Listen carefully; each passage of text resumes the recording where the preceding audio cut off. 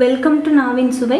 இன்றைக்கி நம்ம பார்க்க போகிறது இரும்பு சத்து அதிகமாக உள்ள கருவேப்பிலை சட்னி எப்படி செய்கிறதுன்னு பார்க்க போகிறோம். கருவேப்பிலை சட்னி செய்கிறதுக்கு தேவையான பொருட்கள்: 2 கைப்பிடி ஃப்ரெஷ்ஷான கருவேப்பிலையில், 3 டேபிள் ஸ்பூன் தேங்காய் துருவல், 1 டீஸ்பூன் கடுகு உளுத்தம் பருப்பு, ஒரு சின்ன நெல்லிக்காய் சைஸ் புளி, 2 பச்சை மிளகாய், 1 துண்டு இஞ்சி, 6 பல் பூண்டு, 10 சின்ன வெங்காயம். நம்ம ஃபஸ்ட்டு ஒரு பேனில் கொஞ்சமாக எண்ணெய் விட்டுக்கலாம். அதில் நம்ம எடுத்து வச்சுருக்கிற சின்ன வெங்காயம் சேர்த்துக்கலாம். லைட்டாக வதக்கிக்கலாம்.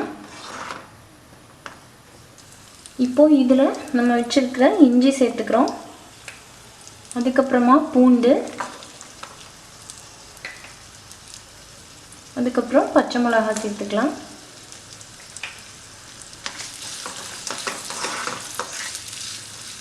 இது எல்லாத்தையும் சேர்த்து ஒரு வாட்டி நல்லா வதக்கிக்கலாம். நீங்கள் இது எதையுமே வதக்காமல் டைரெக்டாக மிக்சியில் போட்டு அப்படியே பச்சையாகவும் அரைச்சிக்கலாம். இப்போது இதெல்லாம் லைட்டாக வதங்கினதும் வச்சுருக்கிற கருவேப்பிலையில் சேர்த்துக்கலாம்.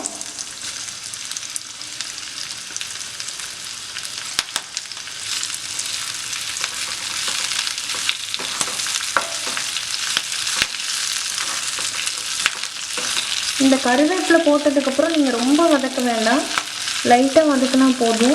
அப்போ தான் அதோட பச்சை நிறம் மாறாமல் இருக்கும். இப்போது இதெல்லாம் லைட்டாக சூடு ஆறட்டும். இப்போ இதெல்லாத்தையும் ஒரு மிக்ஸி ஜாரில் சேர்த்துக்கலாம். இந்த நெல்லிக்காய் சைஸ் புளியும் இந்த தேங்காய் துருவலையும் இதை கூட சேர்த்துக்கலாம். இப்போது இதை கொஞ்சமாக உப்பு சேர்த்துக்கலாம். கொஞ்சமாக தேவையான அளவுக்கு தண்ணி சேர்த்து அரைச்சிடலாம். இப்போ நம்மளோட கருவேப்பிலை சட்னி இந்த மாதிரி நல்லா பேஸ்ட்டாக அரைச்சி எடுத்தாச்சு. இப்போது இதை ஒரு கப்பில் மாற்றிட்டு அதை தாளிச்சிடலாம். இப்போது சட்னி தாளிக்கிறதுக்கு அதில் கொஞ்சமாக எண்ணெய் சேர்த்துட்டு இதில் கடுகு உளுத்தம் பருப்பு சேர்த்துக்கலாம்.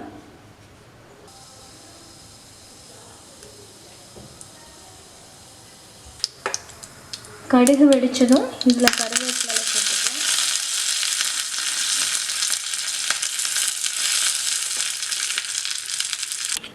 இப்போது நம்மளோட சுவையான சத்தான கருவேப்பிலை சட்னி ரெடி ஆயிடுச்சு.